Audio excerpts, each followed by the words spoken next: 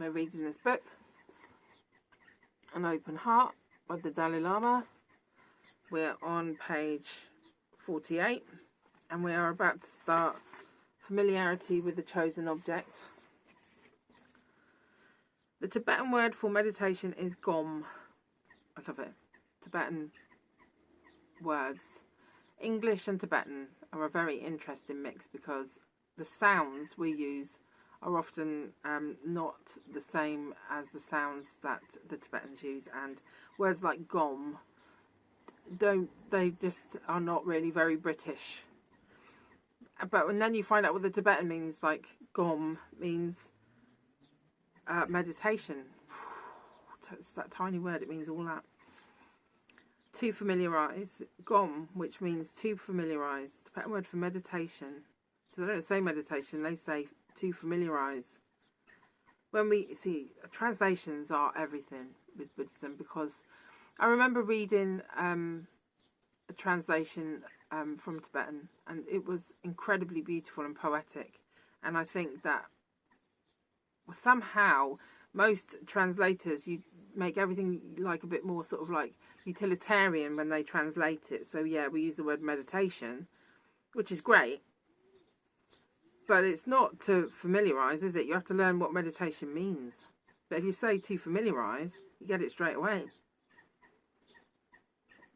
So when we use meditation on our spiritual path, it is to familiarise ourselves with the chosen object.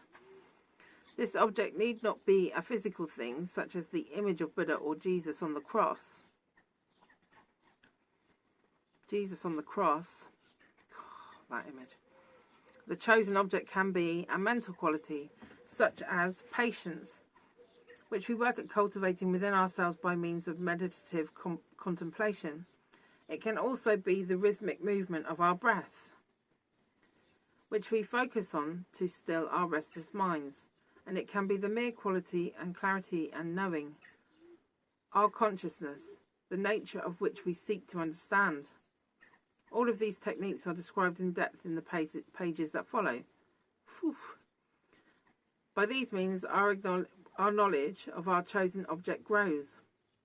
For example, as we research what kind of car to buy, reading the pros and cons of different makes, we develop a sense of the qualities of a particular choice. By contemplating these qualities, our appreciation of this car intensifies, as does our desire to possess it. We can cultivate virtues such as patience and tolerance in much the same way. We do so by contemplating the qualities that constitute patience, the peace of mind it generates in us, the harmonious environment created as a result of it, the respect it engenders in others. We also work to recognise the drawbacks of impatience. Talking directly to me now. I was so grumpy last night. We also work to recognise the drawbacks of impatience, the anger and lack of contentment we suffer within, the fear and hostility it brings about in those around us.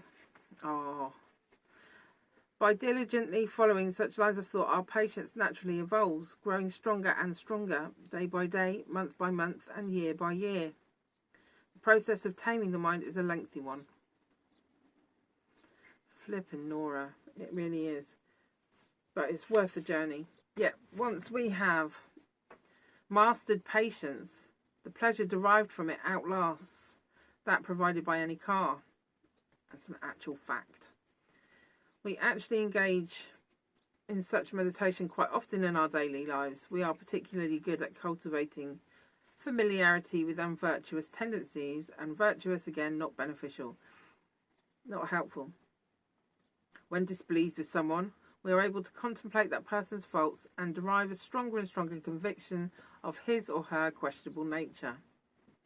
Our mind remains focused on the object of our meditation, and our contempt for the person thereby intensifies. I think we can all agree with that. We also contemplate and develop familiarity with chosen objects when we focus on something or someone we are particularly fond of. Very little prodding is needed to maintain our concentration. It is more difficult to remain focused when cultivating virtue. This is a sure indication of how overwhelming the emotions of attachment and desire are. So in Buddhism,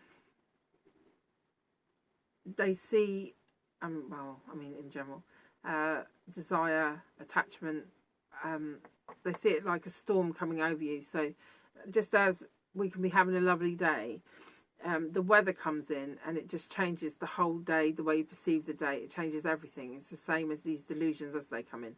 So you can be feeling happy and content, and then someone can say something that triggers you, and then your whole day, in fact days, can be ruined by that experience. So, and we are trained in meditating in that way and dealing with life in that way. And what the Dalai Lama is saying is that, do you believe in peace as much as you believe in dealing with stuff with anger? Can you be so convinced of peace, so familiar with it, and patience, that when someone says something to you that would normally provoke 3 days of raging pain, can you instead bring this other vibe in, this other way of dealing with it in, and use that as powerfully and cultivate that as powerfully as we would naturally do with anger? Which I think was pretty well explained by him. I don't know why I've gone off on one. There are many kinds of meditation, some that do not require a formal setting or a particular physical posture. You can meditate while driving or walking, while on a bus or a train, and even while taking a shower. If you wish to devote a particular time to more concentrated spiritual practice, it is beneficial to apply early mornings to formal meditation sessions. Well, if reading this book is part of meditation, which he said it was earlier, I'm doing very well, because I've been up since 5:30 every freaking morning. As that is when the mind is most alert and clear, I can assure you, it is not for me. It is helpful to sit in a calm environment with your back straight, as this helps you remain focused, or in your shed in the garden on a deck chair. However, it is important to remember that you must cultivate virtuous mental habits whenever and wherever possible. You cannot limit meditation to formal sessions. What's the time? So, if you are not trying to practice patience, love in difficult situations, you could argue you're not doing it at all, really, because these are the testing times, aren't they? So you can sit on your cushion and do mindfulness and all the rest of it, but the argument is that if you can't be patient in your daily life and forgiving and loving, then you're not really taking it off the cushion and into daily life. And there's this, but the Dalai Lama seems to be like a little bit more fluid about all this. So from what he's saying is, you should definitely see meditation as a momentary experience. So when you remember it, try and pull it into action. So, and then he goes on to talk about analytical meditation. How long have we got? 8:26.